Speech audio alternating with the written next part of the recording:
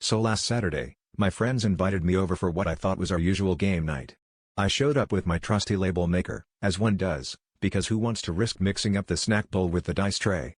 But when I walked in, everyone was sitting in a circle and there were no board games in sight, just a suspiciously large amount of tissues and a whiteboard that said, "We need to talk." Turns out, my friends had staged an intervention. Apparently, my labeling habit had gotten out of hand. Sure, I'd labeled every drawer in Mike's kitchen, but how else would you know where the forks for salad go versus the forks for cake? They went around sharing their grievances. Jessica said her cat refused to come home after I labeled it feline, property of Jessica, likes tuna. Dave insisted he couldn't get a date because the inside of his car was labeled mess, handle with care. I was trying really hard to take this seriously, but it was tough with the chair, for sitting tag peeking out from under Dan. Still, I listened.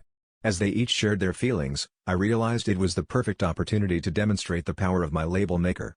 "Ah, I see you're feeling concerned," I said, slapping a label on Jessica's sweater. "And you're frustrated," I announced, expertly applying one to Dave's forehead. Soon everyone was sporting labels, worried, disappointed, mildly annoyed, and my personal favorite, secretly impressed.